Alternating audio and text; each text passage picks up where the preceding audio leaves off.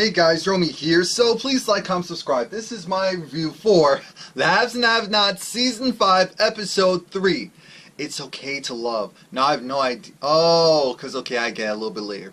The episode starts off with David. He makes his grand entrance into the Crier household, the Crier manor, if you will. And this is where Veronica's like, oh my god, David, save me. Katheryn is like, watch this. David, I'm so glad you're here, David. Your wife, she's gone mad. I understand why you left her. She's crazy. You see what she did? She tried to stab me. She tried to kill me. David, call the cops. Call police. I need your help, David. Protect me. Again, David. Veronica's like, you evil little b. I didn't do that, David. You have to believe me. No, you have to believe me. You have to believe David. You see what she did, David. How did I get this on myself, David? She held me captive. Thank God you got here. No, she's a liar. She's a filthy liar. No, David, it wasn't just me. It's also Jennifer, the DA. She did this to her too. What are you talking about? She's dead. She's dead. In there. She's dead. She killed her. Killed who? David, don't listen to her. These are lies, I'm telling you. I'm like, Katheryn, normally I would be pissed that this white woman is lying on this black woman. But Veronica's the devil. So as we know, the devil's a liar himself. So a lie is a lie is a lie when it comes to the devil. I'm okay with this one. I'm okay with this one. Katheryn, you caught me in the right situation. We're with you. We're with you for now. We are with you for now. Because remember, this won't be the first time that Veronica tried to kill someone. It makes sense that David could possibly believe that his wife did it. Now David's just conflicted. He's like, wait. No, this is too much right now. He's stumbling. He's walking backwards. He stumbles. He falls. Guess who he falls? Partially falls on. Jennifer, the DA. Yes. Now as we know, now the ladies move into the living room. Remember, Jennifer had a huge crush on David, and she was not proud. She was elated to go and make the whole world know that she felt a certain way about David. Now that she's dead, David's looking at this like, oh my god, my wife is crazy. And that's what Katheryn was banking on. It's like, yeah. Side note, I couldn't have been the only one that knows that's not Jennifer. That is not the actress who's playing Jennifer. That is a stand-in. That woman's like 3 shades. That woman's like my complexion. How did that woman go from Jennifer's complexion to mine? What happened to the original? What, did she need to use the restroom? Like, did they just stop for the season, then picked up? Like, what happened? What happened? Because I clearly saw a different person. You can't tell me, oh, it was the wig. Even everything about it looked different except for the clothing. And even then, that looks sketchy at best. Come on now. Was that an intern? Was that an intern? Anyway, David's looking at Veronica like, you little evil devil. Oh my god, I can't believe you did this. Because remember, David can believe it because, what about Maggie Day? What about Maggie Day? You killed Maggie Day? Yes, she killed Maggie Day. And remember, Veronica tried to kill David as well. But David's like, no, right now, I can't fathom doing anything right now. We're not calling the cops. Look, that's a flesh wound. I know I'm jumping ahead, but this was entertaining at best. That is a flesh wound. You'll be okay, Katheryn. Get together. Guess who calls? Ring, ring, ring, ring. Of course it's not the cops. It's Jim. Jim talked to the judge. He actually swallowed his pride and apologized. Now he's getting out. Now he's getting out, and now he's going to be brought to the house. But David's trying to tell him that there's some issues going on. Like, what's going on? David, let me know what is going on. I can't tell you. David, I told you. Tell me what is going on. David, what is the problem? Oh, okay, Jim. It has to do with your wife. Katheryn, is she okay? Kind of. And my wife is here. You know, they're having a quarrel. And, you know, it's a situation that needs to be handled. David, tell me what is going on. I'm thinking, see, this is why you always get caught up in some mess. You're so stupid, Jim, that you don't understand the concept of phone calls can be recorded. You can go and talk to the phone company and get the transcript of what was being talked about during the phone conversation. Why are you... David, tell me. He's like, I can't tell you, you imbecile, because we will all be implicated. Come to the house, and then we can talk. Come to the house, and then we can talk. How about that? Did you think of that? Anyway. At this point, David's over it. Katheryn is elated. It's like, oh, now I understand why you left her. I fully understand, because you can't trust her. You can't trust her as far as you can throw her. You can't trust. Speaking of someone else we can't trust, Erica. Erica, I love me some Erica, but she is a snake in the grass. I knew it, I saw it, but I wasn't sure what it was. So now, Erica went and called Candace because she needs to give her some deets. Well, first Erica's just like, "Hey girl, how you doing?" Erica is in her workout wear. I'm like, Erica, what are you doing?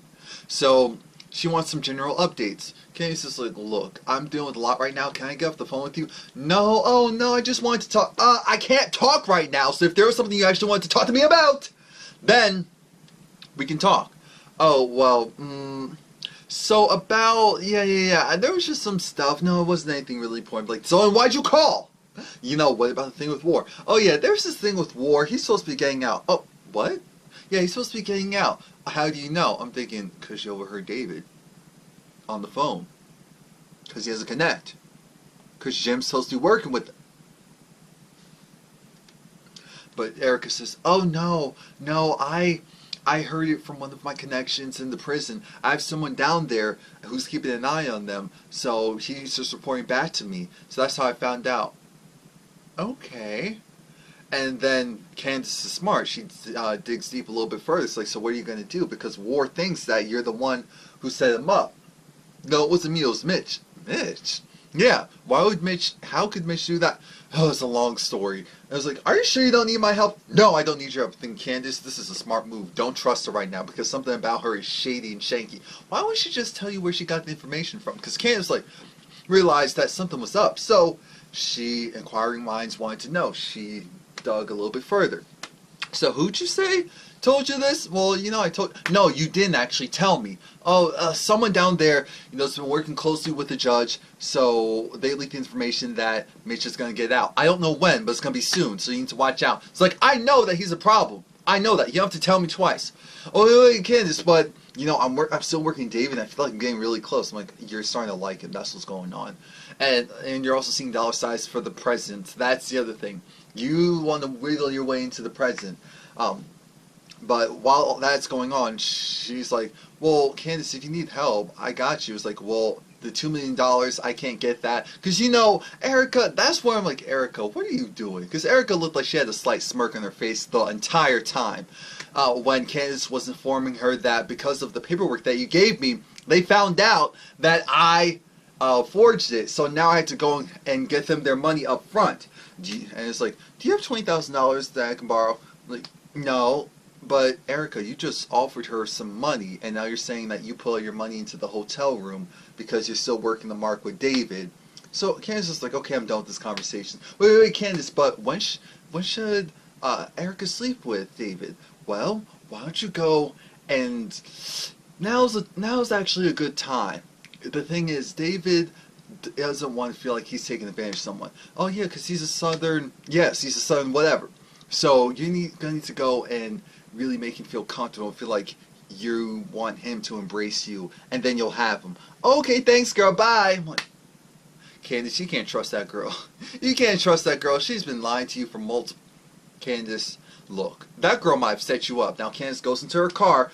Oscar comes out of nowhere, or Brandon comes out of nowhere, tries to go and say, "Look, you need to work with me because this Mark's going to get away. This Mark's going to get away fast. So we need to work on this very soon." I'm thinking, is this Mark the president? Because that's the only other high-profile person that we've already kind of been introduced to, but now they're not making a big deal about it. That's why I'm saying he's going to come back into the fray. It's going to be either Candace or Erica or possibly both of them working him at the same time. That would be interesting. But it makes sense for Candace to do it. Candace is like, "Get out of my car." It's like, no. I'm thinking, you took money from her and now you want her to believe... What? In what world does that work? No. She's going to be pissed at you.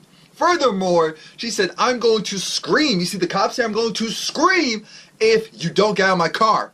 Help! Help!" "Oh, okay, I'm leaving. But you're going to go listen to me. You're going to help me out. This Mark's going to be huge. We're almost going to miss it." I'm thinking, Oscar, what world do you live in? How are you going to take advantage of someone even though that person's no good, and then expect for them to go and be okay with you? Now, another scene that just... They're in Candace's home. They open up her safe with a... It's like a saw, if you will. An electric saw. I'm thinking, okay.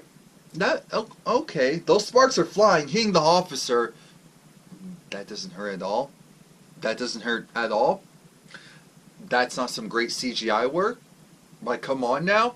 Now, mind you, they get the safe open with that fake saw, and look, those pictures were bad. I didn't realize they did all of that to Jim. I mean, it was a real bondage photo shoot. You had transgenders, women, men, everyone. There was a picture of Jim, you know, getting rolled from behind, Jim kind of dancing around with them, Jim in all these different sexual positions, and of course, Justin sees him, so it's like, oh my God. Now, mind you, there's $20,000 in the safe as well, and this is all evidence. So now Candace is probably thinking at this moment, you know, I can go back in the house. I do have some money. I have at least something, so I can at least give it to my brother, just in case I turn myself in and all of that. But nope, they confiscate all the money. They confiscate the pictures, so now she has zero leverage. She has zero leverage against Jim. There's nothing she can do at this point. She is royally screwed. And those pictures were bad, though. I was like, wait, was Jim sexually assaulted, like penetrated? Because that, of course, it was all staged, but that looked really suspect. Really suspect. Now, Mitch comes to Benny's soon-to-be ex-house, and Mitch has the guy's bumper. Remember, the repo guy's bumper still attached to his truck, and his truck is dinged up in general because of that grand escape that he did. Benny's just like, what happened? Oh yeah, I got into a car accident. Oh man, life's just crazy today. Yeah, so Mitch is like, what's wrong, Benny? What's wrong? Well, you know, the house, I'm losing the house, the tow yard, and I'm losing my truck. No, not your truck. Yeah, my truck. And it's like, you had that truck before. I know, but Candace, she's crazy. She had it all tied up in this house. All of it was tied up in the loan that she took out, and now we lost it, and now we're screwed. I was like, no, but you know that's War's fault. It doesn't matter because Candace played a part in it, but you know War was the main reason why she did all that. No, I get it, but still Candace and all of her foolishness. I'm thinking, Benny, you wouldn't even have that house or the rest of this stuff if it wasn't for Candace doing what she did in the first place. So who are you really mad at? Her for continuing to mess up like she normally does, or yourself for believing that she changed and she got the money legitimately because you love her that much and you're that gullible / dumb? Let's just call it as it is at this point. Mitch is just saying, Mitch admits that he went and took his car from the tow yard because Benny's truck is there, so it's being counted as well, so he lost that. And the police are gonna get him, but Mitch is like, don't worry, I got my connections. Benny's saying, you know what, at this point, can we use those connections because I feel like I want in. I'm thinking, wait, is Benny saying that he wants to sell drugs again? Like, what's really going on here? Is he trying to do a little down back to the streets or trying to get into the line of business that Mitch's family is in? Mitch lets it be known very quickly, you don't want that type of money. We can start over, because we've started over before. Benny said, I'm tired of starting over. I really wanted something to stick. I wanted something for myself, for my family. I thought my sister was on the right path, and now I'm just tired. I'm so tired. I'm so over it. Here comes the police. Mitch said, oh, they're here for me. So it's all good. But watch this. Watch this. You know they're going to assume that it's you, right? I bet you everything. I know I don't have anything, but I bet you on everything that they're going to think that it's me. That it's you, Benny, and not me. The police come up and say, so let's do it this way. This is, we'll say this is Benny. This is Mitch, because this has some color to it, so we'll call him Benny. Are you Mitch? I could do it to... Really? Really? He knew it. And I was like, no, I'm not Mitch. And it's like, so, oh, you must be Mitch then. Yeah, I'm Mitch. It's like, okay, you're under arrest. He said, all right, that's all right. Okay, cool, understand. My people will get me out. I'm thinking, so, oh yeah, because he has the connections in the police, so they can get him out. He doesn't really have to do anything big as far as them getting him out of jail. But he can come up with some money to help Benny out. But then again, that money would be tied in with it. But it's going to cost money to get him out anyway. Yeah. Oh yeah, please like, comment, subscribe, because this makes a lick of sense. Now, Jeffrey is talking with, what's her name? With Candace. And, you know, Candace is over it because Jeffrey's doing his usual, well, first off, Wyatt was doing everything that he possibly could to try and leave. Jeffrey's like, no, we're not doing this right now. And he's just like, oh my god, I don't have time for this, I want to leave, I want to go. Jeffrey and Candace at some point have a conversation about how, okay, so what's going on? Where are you? Where are you? Yeah, I'm at the house. They're still at the house. They're searching. Did Justin talk to you? Talk to me. Like, I know what's going on. Oh, he hasn't talked to you? Okay, I'll give him a call. Because as we know, Wyatt's going to try and do an escape, so we're not going to care about that right now. Justin is trying to do his due diligence. He takes a red marker and he marks up the side of, what do you call it?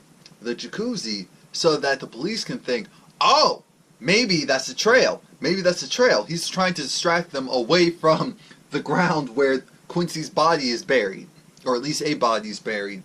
Now, so he's gonna do that, and he gives them some extra time. Mind you, I'm looking at this entire situation like, he's looking around, making sure no one notices what he's doing. He's making all of this noise in order to remove the cover, and no one's paying attention to it. But again, I guess that's semantics. I'm digging a little bit too much into the details. They get a three-way call, and the conversation is atrocious, an atrocity, a complete mess, foolishness. Mind you, Jeffrey wants Candace to apologize because, of course, Jeffrey doesn't appreciate the fact that that Justin doesn't appreciate the fact that Candace is trying to insinuate that he's gay or has a relationship with Jeffrey that isn't purely platonic or a general friendship, bromance, what have you. We know the difference, but let's say for everyone else's sake that we don't. And Justin's still over it because he's thinking to himself, I'm doing all this for you guys, and this is too much. All right, I'm going to go and help you out. That's when he does the whole plan of distracting the police in the backyard. But he trust me, he was over at the time. And Candace is like, oh, good job, Jeffrey. You're doing some good work. I see, I've taught you well. Got him wrapped around your little finger. And quick, too. You have made a good one in my staple. Anyway, Candace and Justin have a conversation. Candace apologizes. Well, attempts to apologize again. And she's like, I'm sorry that I tried to insinuate. Well, you know, but it's like, we have nothing. Well, you know, but you guys know we have nothing. No, nobody know. No, nothing. Not a zilch. Zero. No. Da. And it's like, so what's going on? By the way, you know, there's something in the backyard. You need to distract them. No, I already handled that. Oh, you did? Oh, shout out to you. Okay, so about that safe of mine. Yeah, about that safe of yours. What about it? It was already opened. It was? Yeah. So we saw everything. We saw from the explicit pictures of Judge Cryer to the $20,000 that you had in there. And it's like, okay, so what happened to it? Oh, it got all put into evidence because this is a crime scene, Miss Young. This is a crime scene. Can you go and get it? No! And you know what? Why don't you go and stay over there? But, you know, you and Jeffrey, you keep saying that. Mrs. Young, this is a crime scene. I'm going to need for you to back up. Can you do that for me? I'm thinking, Candace, if you use honey instead of vinegar, you will have gotten so much more out of Justin. You will have gotten so much more, but you just want to poke and pry and wrangle. That's what happens. Now, Benjamin, as Hannah would say, because Hannah's in the scene. Hannah goes, Benny's still on the porch. He's over it. He's waiting for his sister. Hannah's like, what are you doing here? I'm waiting for Candace. Same thing they told me. Okay. Hannah goes, gets that wooden chair. I'm like, oh, that's a nice chair. Definitely doesn't look cheap. Candace did a good job. So she sits down. Benny said, I don't want you sitting next to me. Excuse me? No, because you're just going to go and say something about Candace. Look, Benjamin, I promise I'm not going to say anything about your sister. But 30 seconds later, Hannah talks about how, well, you know, she actually did good. She did. She did something nice for you. She bought you the tow yard. She got you this beautiful house. Because this house is beautiful. I'm thinking, oh, here we go. You know, maybe there's still hope for her yet. Benny said, there it is. That's not how you give someone a compliment. That's not how you try and build someone up. There still may be hope for her yet. There's nothing positive about that. You're saying that, oh, she's been downtrodden this entire time. This entire time. But she did 2 good things, 2 good deeds, and now she could possibly be saved. She can possibly be saved. You know, Hannah, you can go. You can go. Because even though Benny was wrong, Candace is Candace, she's still scheming and, well, it's really just scheming, because right now she's not effective with any of it. She's still scheming. It's not working. It's finally backfiring. And Benny is caught up in it again. Hannah said, look, don't be mad at me. Be mad at your sister, because that's who you're really upset with. And you know what? I will give her that, because at the end of the day, this is Candace's fault. But Benny does have the right to feel like, that's your daughter, and you still talk to her and talk about her a certain way, and I don't appreciate it. And that's my sister. It's like, you know what? I love you, son, so I'm going to let you be. I'm going to let you be because I know you're in your feelings. Because Benny's over it. He's not giving her anything. He just wants to be left alone. He just wants to sulk. She said, you know what? I'm going to stay at the certain hotel. They have a kitchen. It's not. It's like, no, we're not going to stay there. Candace's going to bring us some money. She said, what? It's time. I'm going to go and take Quincy Jr. and go to that hotel. The hotel you don't want to go to for the place that you don't have any money. I'm thinking, Benny, you have a truck yard. You don't have any cash on you? Like, come on. And you had some business. But then again, business was slow during that grace period when David went and rerouted the phones. So it is possible that during that time frame to keep the lights on, he basically used all the money. Anyway, Jesus. Anyway, Hannah's like, I'm going to take Quincy Jr. and leave before the cops come because I don't want him to be exposed to all of that. And you know where we are. So when you want to go and find us, you go and find us. I'm thinking, oh, poor Benny. We're back at the Cryer's house. And Katheryn's like, all right, Veronica, I have you right where I want you. So I'm going to go and really sink this knife right in your chest so that you can see it and feel it. You know what, David, I understand why you left her. She's cuckoo. She is cuckoo. She is crazy. She's rotten. I mean, you see this. You see my arm? Oh my gosh. Veronica was like, oh Lord. Oh Lord. David, so you gonna wait for your little old Master Jim. So we gonna wait for good old Master Jim. We gonna wait for good old Master Jim. Good old Master Jim. Good old Master Jim. We gonna wait for him. And we gonna do whatever he said. Because at the end of the day, that's our good old white master. Oh, good old white master. Mister. Oh, so. That's who we care about. Oh, you protect the white woman, but forget this black bee. Oh, because I'm a black bee. Veronica said, no. Katheryn said, no, it's not because you're a black bee. Race has something to do with it. You're just a bee. You're just crazy. And it's like, now I understand. Now I see it. Because remember, Veronica is certifiably crazy. That's why Jeffrey also has a tick boom as well, and that's why they've been trying to make him really mild-mannered, because he has a real tick boom. And so because of that, this whole time I'm thinking, did Veronica get cut, or at least partially cut? Why isn't she showing that to David?